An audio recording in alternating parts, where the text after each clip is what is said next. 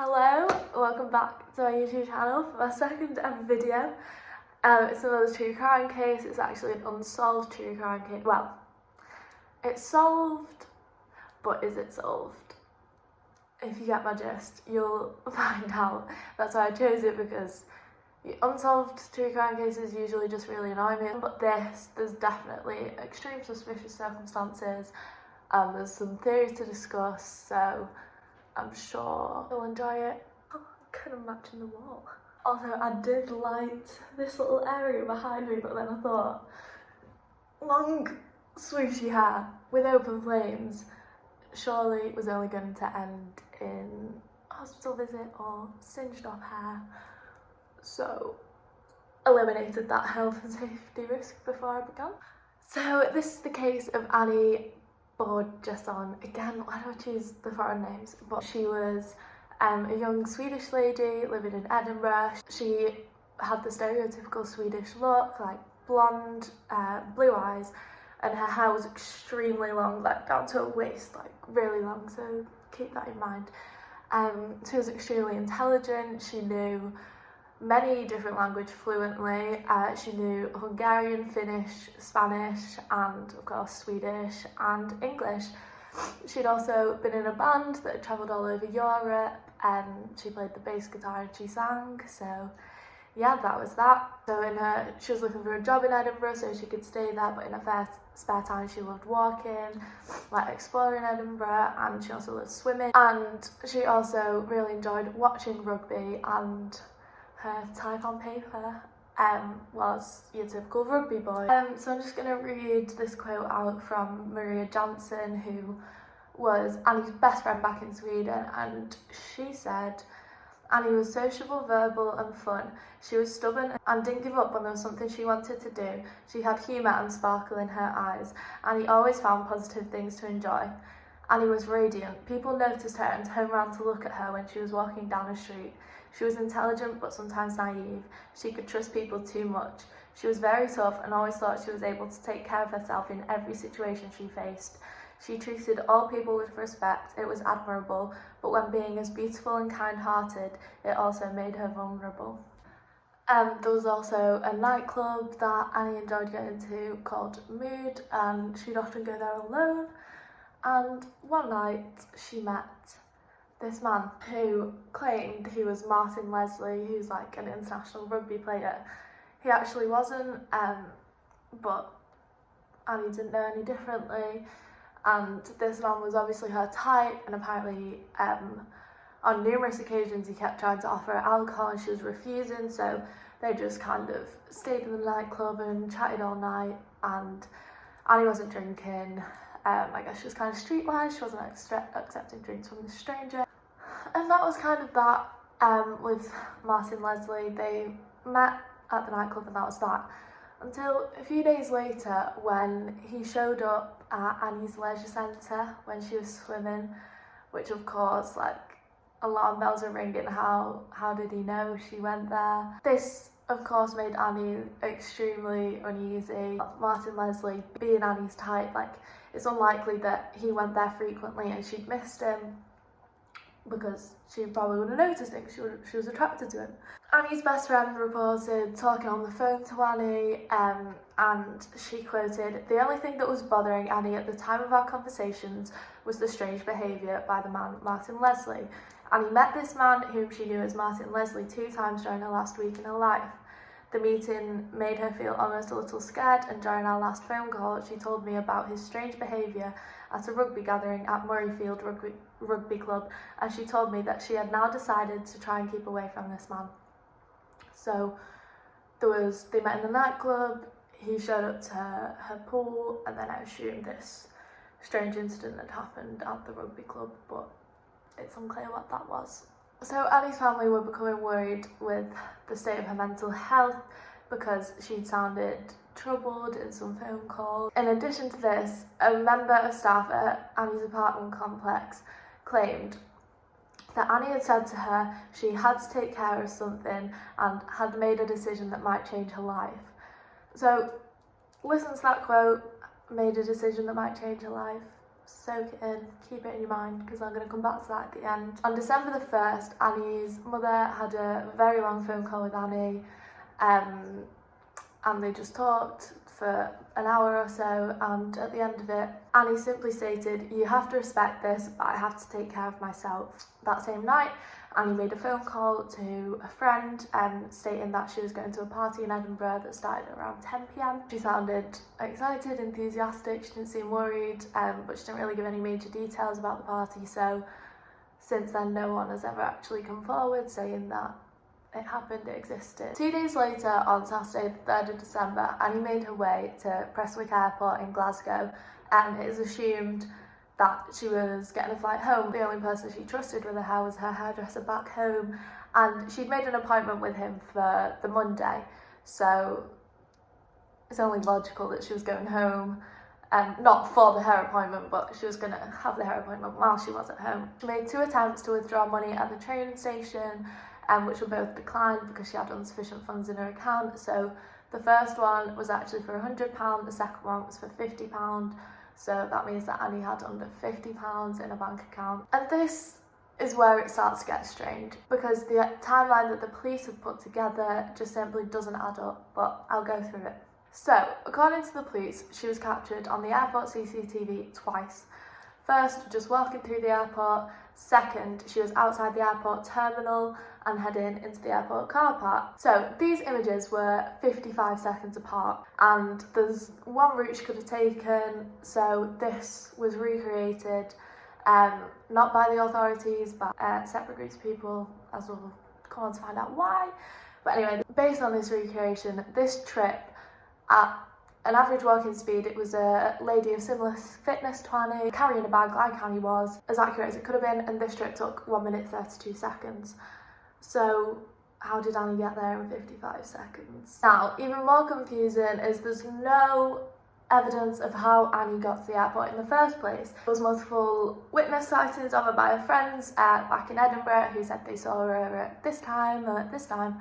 So the only mode of transport that fitted those sightings and then her caught on the CCTV was a train. Her total journey from her flat, transport to the train station and then train to Prestwick was about 2 hours 15. There is one train that travelled from Edinburgh to Glasgow at this time. However, the CCTV of this train was never even checked. Never pulled up, never investigated to confirm that that is how Annie got to Prestwick. So who knows, she could have been on that train. Oh my god, you made me jump. I thought that was Christian, oh my god.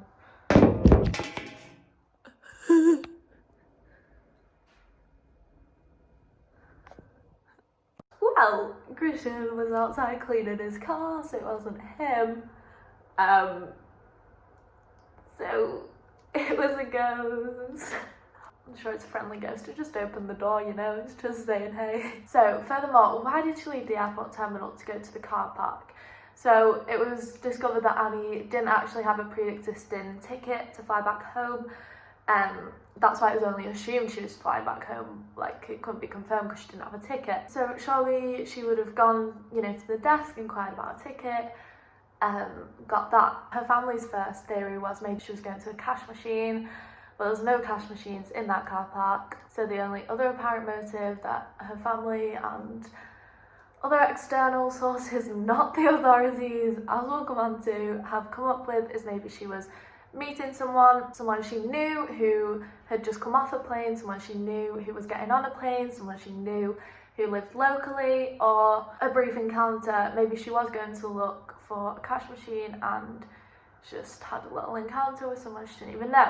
So the CCTV of Annie leaving the car park again was watched by her family and friends, and Maria Jansen, who I mentioned before, Annie's best friend from Sweden, watched that and she said she knew that look on Annie's face and Annie was visibly angry. Now, this is where it just gets strange. So a 2.25 hour journey to Prestwick resulted in Annie staying at the airport for 4 minutes. And following on from this, she began to just walk to the town centre of Prestwick, where she'd never been, it was unfamiliar, it was cold, it was winter, and she just started to walk to this town.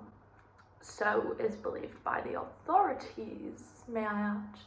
Now I'm just gonna take a big jump from this point and go to the next morning at 8:30 a.m. and a body was discovered on the beach by a dog walker, and this body was quickly confirmed to be Annie's. Her passport, her wallet were with her, so she was easily identified. The area was closed off, but no forensics team were called, hardly any pictures were taken. Police immediately, without any autopsy, any forensic investigation, just said that this wasn't suspicious circumstances, which is code for either an illness or a suicide, and the police believed that this was a suicide. But even still, you'd think that a forensics team would be called just in case, you know, but they weren't, so yeah. The autopsy done locally decided that it was definitely death by drowning because her body was contaminated by sand and seaweed, so this indicated that she had drowned in the sea. And she had slight bruises and abrasions just kind of behind her ear, on her arms, that had caused these little, may I emphasise, these were reported as little injuries done by debris in the sea. When this body was returned to Sweden, the undertakers were absolutely gobsmacked. There was huge bruises about the size of a palm on her right arm, and bruising, much worse bruising behind her ear than had been reported. This is just so suspicious. Like, why, if you've got a bruise the size of a palm, like, why is that not reported? That's not a little bruise. And the explanation given for this by the local authorities was, oh, well, that's what happens to a body, like post-mortem, you get corpse patches, they're called. And this is what the Swedish undertakers quoted. They said, "We consider we have the knowledge to state the difference between bruises and corpse patches on a body." So suggesting to them, these bruises weren't corpse patches, they were there before her death. Also in the autopsy, pieces of bone marrow were examined, and they were found to contain algae that is a freshwater algae. This algae would not survive in the sea, it would not be in her body if she had drowned in the sea. So the presence of this algae just completely threw off the confirmation that she had drowned, because it couldn't now be confirmed because she had this freshwater substance in her bone marrow, so how had that gotten there? Again, the local authorities gave an explanation that this algae was there from her drinking tap water. Like, come on. But that was the explanation they gave. However, Annie's family just weren't satisfied with this response. They got in touch with some experts in Sweden, and one of the Swedish experts offered to do further examinations on Annie pro bono, so for free. He would just do them to help this family out. Yet the Swedish authorities now were being suspicious, and they refused this test and didn't give any reason. This expert was offering to do it for free. The authorities refused with no explanation. Why? I don't understand. Or if it was something that they didn't want, like an external source doing this outside, like, expert, they could have offered to do it within their services, but nothing. It was just point blank no explanation. So the family also requested further blood testing, yet they received a letter from the authorities in Scotland saying the Crown Council have been instructed that the samples will be retained and not destroyed, but they will not be released. Like, why? Why are you keeping it? You're not destroying it. It's just sat there. This poor family don't believe that their daughter committed suicide. I've not even got into the reason why they don't quite believe it yet, but yeah, the authorities are being so sus. The authorities literally have this tissue from Annie's body. Could confirm whether she died by drowning or not. There could be so many tests done, but it's just kept a big secret. It's strange. Furthermore, as I've mentioned twice now, Annie had extremely long hair. It was her, like, pride and joy, her hair. When her body was returned to Sweden, it was hacked off, like, in a ragged, strange way.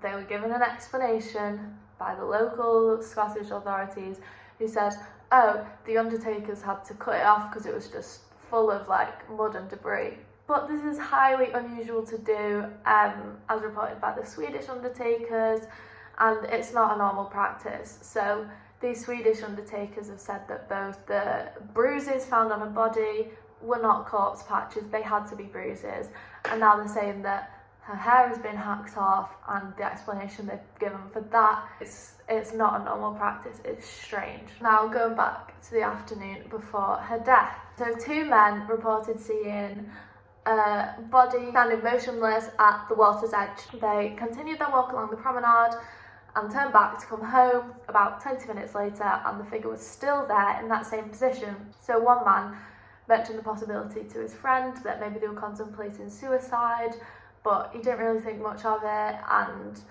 just left until the next morning when the beach was closed off. The man went down and told the police what he had witnessed. The police clung on to this. They were like, okay, you've seen Annie at the water's edge, Annie is now dead, this is a suicide. However, the men were quite a distance away. This has been recreated, again, not by authorities, but by the people who believed that Annie's death was surrounded by suspicious circumstances. They've done their own investigations, and they did a similar thing, similar body type to Annie, stood at the water's edge wearing similar clothes that Annie was wearing on the day. Person representing Annie at the water's edge, people representing the men on the promenade. You could not even tell what sex the figure was, whether this was a male or a female. And the man that reported this to the police, obviously reported it on the day, he was then called into the police station 6 months later, which already is just red flags, because eyewitness testimony is so unreliable, let alone 6 whole months later. If he's seen this figure the next day, this figure has died, he is most likely to just make up in his brain like, oh yeah, that was a woman that had long blonde hair that was wearing this, when actually in fact it might have just been a black figure, but his brain, do you know what I mean? I hope you know what I mean, but yeah, anyway. But he reported being in the police station, never being asked about whether the figure resembled Annie. He was never even asked that question. Yet the authorities released a statement which said someone fitting Annie's description was at the water's edge, but this man had never said that. Along with the fact that he'd never said that and the recreation showing that you literally could not identify the person stood at the water's edge from that distance. Authorities being kind of sus again. Now, the police had this witness statement, even though, whatever, it's unreliable, but they had it. And they needed just another piece of evidence to place Annie at the beach on that afternoon. So they got CCTV from a local train station, and apparently that was Annie. Although, again, literally the only resemblance to Annie it has is that they were carrying a bag. Most people that watch this say it resembles more of a tall young man. So they're just trying to plant Annie at that beach at that time, in my opinion. Now, it keeps on getting more and more suspicious. I forgot to mention this at the start, but I'll mention it now. Annie had a filofax, I think it's called. It's just kind of like a diary that she carried around everywhere. It had her money in it, it had the contacts of everyone she knew, and just little notes, like all the stuff. She took it everywhere. Also on the day she went missing, she was wearing kind of a red checked fleece with a big black puffer jacket on top. And when her body was found, her coat and her bag were next to her, but the filofax wasn't in her bag and her fleece was missing. So there's 2 items that are missing from this suicide. Now, could the bag have just opened up in the sea, the filofax fell out, and then it's closed itself? You make your own conclusions on that. Now, there's absolutely no investigation into where these items were. No, nothing. These items have just gone missing, and the police were just like, okay, they're gone. Like, even the local Coast Guard could have just gone and done a sweep, you know, if it washed up on a shore somewhere, if it had somehow magically just fell out in the sea and then all. Anyway, as her filofax contained all this information that could have given any useful clues, you know, if she'd met someone new recently, details would have been in the filofax. So Annie's mother took it upon herself to log into Annie's Hotmail account, you know, see if she'd been emailing anyone new, because this was in 2005, by the way, I don't know if I mentioned that, so it's not like you were Snapchatting people, adding them on Instagram. But yeah, so she logged into a Hotmail account and it was completely white. There was no emails to or from anyone on Annie's Hotmail account. Now, remember that ever so important phone call that Annie had with her mother where she said, "You got to respect this, I need to take care of myself." No record of that phone call. Why would this poor grieving mother make up this phone call, which actually kind of did make it seem like her daughter might have committed suicide when she believed herself she didn't, so why would she make this up? Because if anything, this phone call could be used against her. No record of it. Similarly, Annie's best friend Maria, no records of any phone calls with Maria for a decent amount of time now. Just no records. Her emails are wiped and most of her phone call records are wiped. Maria was receiving phone calls that were just silent. She would answer the phone and it would just be silence. And she was also having issues logging into her own email account, having issues with her own emails. So she decided to do a little bit of digging. And I didn't even realise this bit about this case until I was making my final notes last night. Like, I had written all the notes on this case, and then I got to the end bits and I was like, what, is this real? Is this just from this source? Like, I feel like this person just made it up. So I went back through all my other sources and this bit was right at the end that I'd missed. So I got my own little shock myself because I already had all my theories in my head, but there was a journalist called Annie Borjesson, which was Annie's middle name, working in Scotland. I was apparently investigating CIA programs that ran through Prestwick Airport. Please, government, don't kill me. I'm just sharing information I found on the internet. But it doesn't seem unreasonable that she's attracted the unwanted attention, of secret services. But I think you get my gist. Her case file is classified as any release of information may harm national interests, along with refusing to do any more post-mortem investigations. They won't release any pictures of her body, even to her own family. Okay, moving on from that. Annie's family continues to this day to campaign for a full investigation, rightly so. Whether that's going to be achieved, I don't know. There was petition signed in Scotland, was trying to get it to Scottish Parliament in order to reopen the investigation, but the case is closed.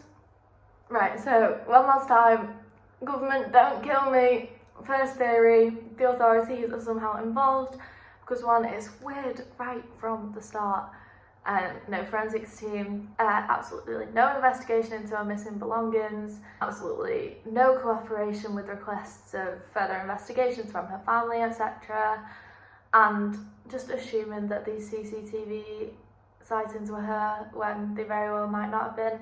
Moving on from that, please don't kill me. Martin Leslie Guy, was he involved with the authorities or was he just a bit of a weirdo? He was never found. This man was never identified. His details probably would have been in the vital banks, but that's that. His behaviour had been an indicator of a potential sexual predator or even a stalker, just showing up at a swimming pool. I would be alarmed if you'd met a guy on a night out and he just showed up at the place you go regularly. Now, it could have, of course, been a random attack, a random murder. Her belongings were missing, her hair was cut off, which is a typical trophy that killers like to take. Obviously her jacket was missing, her filofax was missing, could have been trophy type things, and that fits with she could have just met someone in the car park, we don't know. So of course it could be a suicide. Annie's family had been worried about her mental state. She seemed okay on the day, yet obviously the human mind can be very irrational, so she could have taken her own life that day. And I'm not here to invalidate that, I'm just discussing theories that came to my mind when I was reading this. Coming back to that quote I said at the start where Annie quoted that she has to take care of something that might change her life. I just think if you did have the intention of taking your own life. Why would you use the words change your life? Do you know what I mean? I think it's just a very strange phrase, the word change, if you've not got the intention to live on your life any further. Your life wouldn't necessarily change, it would just be over. So why that phrasing, you know? And just final thing to note is there was 16 hours in between the final sighting over at the airport and her body being found at the beach. Like, a lot could happen in 16 hours, you know? That is the solved/unsolved case of Annie Borjesson. My absolute heart goes out to her family, and I think this family deserves justice. Even if it was a suicide, they deserve the further investigations just to confirm and give them peace of mind that that is what happened to their daughter, and then they can fully mourn. Thank you so much. If you watched to the end, please feel free to share your own theories in the comments or message me, because I'll feel a bit more comfortable getting into the details, you know. Yeah, so thanks for watching, and stay tuned for some more videos coming over the next few days.